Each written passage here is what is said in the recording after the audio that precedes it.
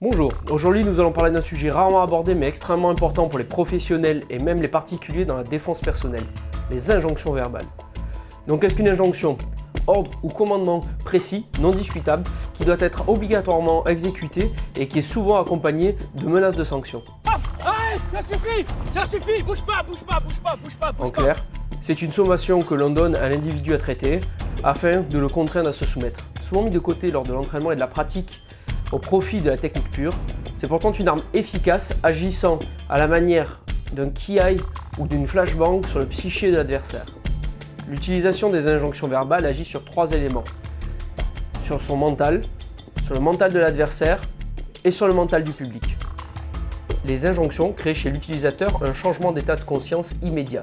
On passe donc d'un mode spectateur ou victime à un mode où l'on reprend la main avec détermination. Les injonctions nous aident à avoir confiance en nos actions et s'en dégage alors une attitude de maîtrise de la situation déstabilisante pour l'individu à traiter.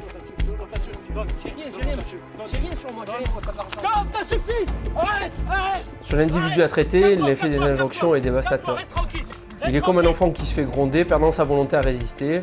On lui offre alors la possibilité de choisir le moment où l'action doit s'arrêter, car à ce moment-là, la seule certitude qu'il a, c'est que s'il obéit, l'action n'ira pas plus loin, alors que dans le cas contraire, il prend le risque d'être blessé. L'esprit de préservation humain préférera toujours une situation claire à une situation floue, ce qui aura pour effet de relâcher la résistance mentale de l'individu et de le rassurer sur ce qui va suivre pendant l'intervention. Sur le public, cela donne tout de suite une image professionnelle et positive.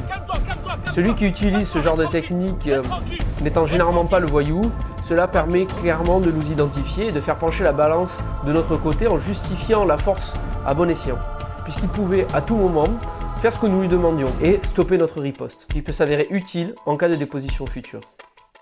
On notera toutefois le manque de discrétion de cette technique.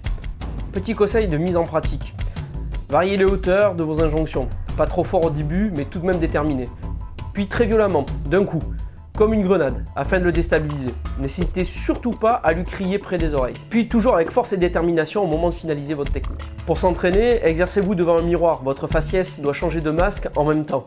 Si votre instructeur vous le permet, faites-le dès que vous en avez l'occasion à l'entraînement, pour que cela devienne un automatisme.